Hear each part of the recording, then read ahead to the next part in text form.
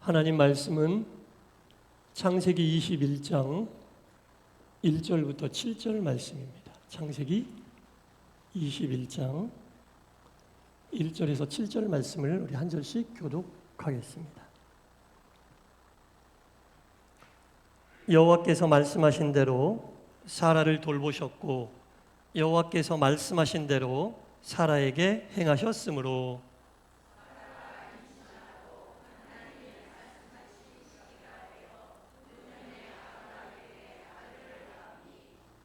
아브라함이 그에게 태어난 아들 곧 사라가 자기에게 낳은 아들을 이름하여 이삭이라 하였고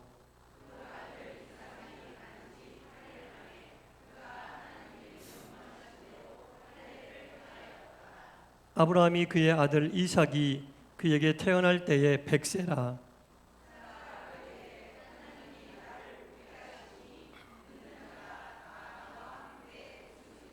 다 같이 또 이르되 사라가 자식들을 젖먹이겠다고 누가 아브라함에게 말하였으리오마는 아브라함의 노경에 내가 아들을 낳았도다 하니라. 아멘.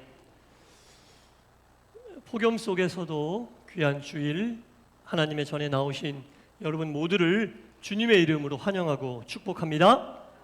말씀의 은혜가 여러분 가운데 임하시기를 간절히 바랍니다. 주의 말씀은 내 발의 등이요 내 길의 빛이니이다. 여러분, 말씀이 누구 발에? 내 발에. 내 발의 등이요 누구의 길에? 내 길의 빛이다. 하나님이 우리 앞길을요 한꺼번에 쫙 열어주지 않으십니다. 한 걸음 한 걸음 나아갈 수 있도록 말씀의 은혜의 빛으로 딱 한 걸음 나갈 수 있게 비춰주시는 거예요. 그래서 항상 말씀이 있어야지 한 걸음 앞으로 나갈 수 있어요. 주의 말씀에 내 발의 등이요 내 길의 빛이란 얘기는 한 번에 쫙 저 끝까지 보이게 하는 게 아니라 딱 한 걸음 앞으로 나아갈 만큼만 빛을 비추시고 한 걸음 앞으로 나갈, 그러니까 말씀이 있는 사람은 그 앞길에 등이 항상 있는 거예요. 그러나 말씀이 없는 사람들은 앞길에 빛이 없고 등이 없어. 그럼 어떻게 해야 돼? 방황주저하죠. 어디로 갈지 모르고 장애물에 걸리고 구덩이에 빠져요. 그러나 항상 말씀을 듣고 말씀이 있는 사람들은 딱 한 걸음 앞으로 나아갈 수 있는 만큼 보이니까 한 걸음을 제대로 디딜 수 있다. 그 뜻이에요. 주의 말씀이 내 발의 등이고 내 길의 빛이란 얘기는 그런 뜻이에요. 항상 말씀이, 여러분 등과 빛에 집중하지 말고 앞에 주의 말씀에, 말씀이 등이고 말씀이 빛이니까 한 걸음 앞으로 나아갈 만큼 환하기를 원하신다면 말씀의 등과 말씀의 빛이 내게서 떠나지 않게 해야 되지. 항상 말씀이 있어야죠. 그리고 그 말씀을 듣고 은혜 받았어. 아, 은혜 받았다. 거기서 멈추지 마시고 받은 은혜를 더 키우고 싶으면 그 말씀을 항상 묵상하시고 말씀을 붙잡고 기도해야 돼. 그러면 듣고 받은 은혜 몇십 배의 은혜가 여러분 가운데 이루어지는 거예요. 은혜 받았다 하고 말씀 끝나지 말고 그 은혜 받은 말씀을 붙잡고 기도하는 거예요. 은혜 받은 말씀을 붙잡고 기도하면 받았을 때 얻은 은혜 몇 배, 몇십 배의 은혜가 기다리고 있음을 믿으시기 바랍니다. 그러니까 기도해도 말씀을 붙잡고 기도해야 되는 거예요. 그렇지 않으면 맨날 한 얘기 또 하고 한 얘기 또 하고 그럴 수밖에 없는 거예요. 그 중언부언이거든요. 말씀을 붙잡고 기도할 때 기도는 살아있고 말씀을 듣고 말씀을 읽고 기도할 때 그 말씀이 은혜를 갑절로 몇 배로 더 우리에게 은혜로운 말씀이 된다라는 겁니다. 여러분, 항상 말씀이 여러분들의 등이고 빛이 되기를 원하고 그 은혜 받은 말씀을 붙잡고 기도할 때에 몇십 배, 몇백 배 되는 은혜가 여러분 가운데 온전히 임하게 되기를 주님의 이름으로 간절히 축원합니다. 네, 말씀 그런 거예요. 한 걸음만 딱 보는 거예요. 한 걸음만. 아브라함이 오늘 말씀의 그 주요 인물이거든요. 아브라함과 사라, 이 부부가 주요 인물인데 아브라함이 하란에 살았는데 하나님이 아브라함에게 임하셨어. 다른 말로 아브라함을 부르셨어. 이건 무슨 뜻이냐면 말씀을 그에게 주셨다는 얘기입니다.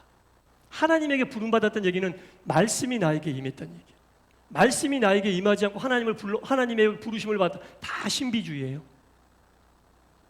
이 시대에 말씀으로 오지 않는 신비로운, 이단에서 얘기하는 건 다 신비주의예요, 여러분. 이 시대에는 말씀으로만 하나님이 임하시게 돼 있어요. 하란 땅에 살고 있던 아브라함에게 하나님이 임하셨다, 하나님이 아브라함을 부르셨다, 이거는 말씀으로 아브라함에게 임하셨다, 말씀을 주셨다는 얘기입니다. 그 말씀을 주셨는데 어떤 말씀을 주셨냐? 내가 너를 복의 근원으로 삼고 네 후손들로 하여금 번창하게 하고 내가 가라고 한 그 땅의 주인이 되게 하고 그곳에서 잘 살게 할 거다. 엄청난 축복을 주셨어요. 근데 조건이 있어. 여기로부터 약 700km, 하란 땅에서부터 700km 정도 떨어진 가나안으로 가라. 거기가 축복의 땅이다. 내가 얘기한 모든 복은 바로 거기에 있다. 이렇게 말씀하셨습니다. 말씀이 그렇게 임하신 거예요. 하나님이 임했다는 이야기는 말씀이 그렇게 임했다. 700km 떨어져 내가 가라고 한 그 땅 가나안으로 가라. 그 얘기는 그건 무슨 얘기냐? 살고 있던 곳을 이주하라는 얘기인데, 같이 살았던 사람들과 헤어지고 여태까지 쌓아왔던 모든 삶의 기반을 두고 떠나라는 얘기입니다. 두고 떠나라는 얘기예요. 용감하게. 뭘 믿고? 말씀을 믿고. 말씀을 믿고 용감하게 떠나라. 두 가지로 반응을 보일 수가 있겠죠. 못 놓고 못 떠나는 경우가 있었겠죠. 못 놓고 못 떠났으면 아브라함은 지금 우리가 알고 있는 믿음의 조상이 안 됐을 거예요. 그냥 그렇게 하란 땅에서 살다가 생을 마감한 필부로 끝났을 겁니다. 예. 그러나 하나님의 말씀이 하나님의 말씀인 줄 알고, 지난 금요일에 제가 말씀드렸나요? 하나님의 권위를 세워라. 하나님의 말씀에 권위를 세워라. 하나님의 말씀이 임했으면 그 말씀이 권위가 있는 말씀인 줄 알고 그 말씀을 순종하는 거예요. 아브라함이 놓고 가야 될 게 너무 많아. 아니, 너무 많은 게 아니라 다 놓고 가야 되는 거죠. 부인하고 몇몇 식솔들만 데리고 가야 되는 거예요. 옆 동네도 아니고 위급할 때 다시 돌아올 수 있는 거리가 아니라 700km. 그 시대에 700km면은 요즘은 뭐 700km 비행기로 1시간 정도 가면 되잖아요. 근데 그 시대에 700km면 얼마나 많은 시간을 걸려서 가야 될 길인지도 모르고 명확하게 어딘지도 모르고 그냥 하나님이 가라니까 가는 거거든요. 아브라함은 갑니다. 부인 사라와 몇몇 식솔들을 데리고 가나안으로 출발! 갔어요. 가면서 힘들었겠죠. 어려웠겠죠. 그러나 하나님이 가라고 하니까 가는 거야. 가면 좋은 게 있을 거야. 틀림없어. 하나님이 가라고 하니까 가지. 그리고 갔더니 그 가나안 땅에서 아브라함과 그 가족들을 기다리고 있는 것은 엄청난 폭염과 엄청난 기근과 엄청난 굶주림. 그게 기다리고 있었어. 하나님이 가라고 해서 갔는데 그 어려움을 뚫고 다 버리고 700km 동안 그거 하나 믿고 왔는데 갔더니 세상 없는 기근, 굶주림이 기다리고 있는 거예요. 이게 뭐죠, 하나님? 나에게 왜 이런? 아브라함이 고민이 들어가는 거죠. 이거 어떻게 해야 되지? 고민하다가 아브라함이 내린 결론, 하나님이 가라 하시고 하나님이 머물라 하신 가나안을 떠나자. 무엇이 있는 곳으로? 양식이 있는 곳으로. 굶주림의 기간이니까, 대기근의 시간이니까 하나님이 있으라고 하고 명하신 땅을 떠나자. 어디로? 애굽으로. 애굽에는 나일강이 있어서 웬만한 기근에도 농사를 잘 지어요. 그건 양식이 있는 거예요. 그곳으로 가자. 갔어요. 거기 가서 못 볼 꼴 많이 봅니다. 부인을 그 애굽의 파라오에게 뺏기기도 하고 여러 가지 어렵고 곤란한, 목숨까지 위태위태한 그 시간을 애굽에서 많이 보내거든요. 하나님이 적극적으로 개입하셔서 아브라함을 그곳에서 탈출시키시고 다시 가나안으로 오게 하신다는 그런 이야기가 있죠. 예. 그렇게 와서 가나안 땅에 하나님이 다시 보내셔서 가나안 땅에 자리 잡았는데, 하나님이 가나안 땅에 살던 아브라함에게 이런 약속을 또 하십니다. 처음에 했던 약속을 다시 한번 확인시켜 주시는 건데, 내가 너에게 아들을 주겠다. 내가 너에게 후손을 주겠다고, 아들을 주겠다고 하신 말씀을 다시 한번 가나안 땅에서 확인시키시는 거예요. 우리에게 아들이 올래나 보다. 그리고 기다리는데 몇 년을 기다렸느냐? 가나안에서 10년 기다렸어요. 그런 우여곡절을 겪으면서 다시 가나안에 정착했는데 하나님이 아들 주겠다고 했고 그때부터 10년 기다렸어요. 10년이면 길어요, 짧아요? 길어요? 짧아요? 뭐예요? 아주 길어요. 요즘은 10달도 못 기다릴걸? 요즘 사람들은 10년을 기다렸는데 하나님이 안 주셔. 하갈이 고민하는 거예요. 또 어떻게 하지? 이게 하나님의 뜻이 아닌가? 고민하는 거예요. 그래서 아브라함이 가나안에 도착했다가 애굽으로 틀어서 자기 생각대로 했듯이 사라도 이거 하나님이 10년 정도 했으면 하나님도 뭐 이해하시겠지 하고 자기 생각대로 그 하나님이 말씀하신 약속의 말씀을 자기 생각대로 풀어가려고 하는 거예요. 중요합니다, 여러분. 포인트가 있어요. 하나님이 맡기시고 하나님이 주신 말씀을 왜 자기 생각대로 풀어가려고 하느냐? 내가 못 기다린다는 이유로. 시기도 내가 정하는 게 아닌데 10년이면 내 생각에 많이 기다린 것 같은데 하나님의 때는 내 때일 수도 있고 다음 때일 수도 있는데 사라가 10년 기다리고 못 기다리고 어떻게 합니까? 옆에 딱 보니까 누가 있어요? 자기의 몸종이었던 젊고 아립다운 자신의 몸종 하갈이 있는 거예요. 그리고 자기 남편에게 시바지도 들여보내는 거예요. 그리고 아들이 낳았잖아요. 누가 낳았어요? 이스마엘이 나왔잖아요. 여러분, 하나님의 말씀을 자의적으로 해석해서 그 일을 벌였을 때 그 태어난 아들로 인하여 아브라함 가정에 큰 불화가 생겼잖아요. 진짜로 하나님이 약속했던 아들 이삭과 이스마엘의 분쟁을 하잖아요. 싸우고 다투고 결국은 누가 하나 쫓겨나고 가정적으로도 불화가 생기고 역사적으로 전 세계적으로 지금 중동 분쟁의 모든 원인의 씨앗이 이스마엘의 탄생으로부터 출발한 거 아닙니까? 하나님의 말씀을 자의적으로 해석했던 한 여인의 판단으로 인하여 엄청난 불행과 불화가 가정에도 생기고 역사적으로도 아직까지도 끝이 나지 않았다라는 겁니다. 10년 기다렸는데 안 주시니까 사람의 생각으로는 그럴 수 있지만 하나님의 뜻을 사람의 생각으로 판단하려면 안 되는 거예요. 그것처럼 어리석은 게 없죠. 하나님의 말씀을, 하나님의 뜻을 왜 사람으로, 피조물이 창조주의 뜻을 이해할 수 있을까요? 네, 피조물이 창조주의 뜻을 어떻게 이해하겠습니까?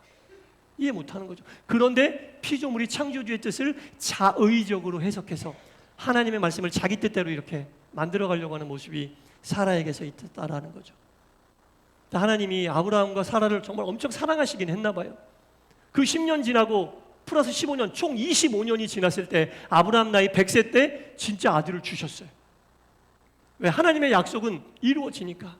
중간중간에 어기기도 하지만 끝까지 회개하고 하나님 말씀을, 오늘 말씀의 제목이 뭐예요? 말씀을 쫓지 않았던들.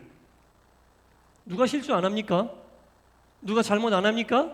하지만 회개하고 돌아와 하나님의 말씀을 끝까지 쫓는 모습을 보였을 때 하나님의 때가 이르러 총 25년이 지난 후에 하나님은 진짜 아브라함과 사라에게 그 약속하셨던 아들 보내주십니다. 아브라함이 100세, 사라는 이미 생리가 다 끊기고 아이를 생산할 수 없는 그런 몸이었음에도 불구하고 하나님은 사라의 몸을 통해 우리가 잘 알듯이 아이를 주십니다. 너무너무 기뻤죠. 너무너무 기뻐서 그 아이의 이름을 이삭이라고 불렀어요. 사라가. 그 이삭이라는 이름의 뜻이 뭡니까? 웃음이라는 뜻이에요. 하나님이 주신 선물이 너무너무 감사했기에 웃어버렸다는 얘기입니다. 웃어버렸다는 얘기예요. 그때 사라가 웃었던 그 웃음은 찐 영적인 웃음이에요. 여러분, 하나님께서 아브라함과 사라에게 주신 아들 이삭은 아들이 아니라 하나님의 말씀 자체입니다. 하나님께서 여러분들에게 주시기로 하신 것들 주셨다면 그것을 복으로만 보지 마시고 하나님 말씀 자체로 받아들이셔야 돼요. 말씀이 내 속에 들어왔다. 말씀이 내 삶에 들어왔다. 이렇게 받아들이셔야 됩니다. 말씀 자체라고요. 말씀이 들어온 거지 복이 들어온 게 아니에요. 복 주시옵소서 하지 말고 말씀을 내게 주시옵소서. 네. 말씀을 내게 주시옵소서. 말씀이 내 속에 들어와야지. 여러분 세상 살면서 복 받았을 때 많았잖아요. 그 받았던 복 때문에 웃었는데 그때 웃었던 웃음이 지금도 기억나세요? 기억나십니까? 흐릿하게 나든지 아예 안 나. 잃어버릴 수도 있어. 그러나 처음으로 하나님이 여러분들에게 말씀을 주시고 말씀이 내 영을 건드리고 처음으로 인격적으로 하나님을 만났을 때 그 감격 안 잃어버렸어요. 못 잃어버리지. 생각해 보세요. 초등학교 때든지 청소년 때든지 청년 때든지 하나님을 처음으로 인격적으로 만났던 때 그때의 그 감격 어떻게 잃어버려요? 못 잃어버리죠. 세상 살면서 받았던 복의 기쁨은 다 유통기간이 있어 잃어버리지만 하나님이 말씀으로 주셨던 그때의 감격은 잃어버릴 수가 없는 거죠. 지금 사라에게 그 말씀이 임했다는 거예요. 그러니까 사라가 하나님께 찬양을 하는 거죠. 하나님, 이 아이의 이름은 웃음입니다. 그리고 내가 웃습니다. 그리고 또 하나, 내가 웃는 모습을 보고 있던 많은 사람들도 웃게 될 줄 믿습니다. 내가 받은 하나님의 말씀을 나눌 때 그들에게도 말씀의 기쁨이 전하여 주기를 원합니다. 이런 찬양이거든요, 여러분.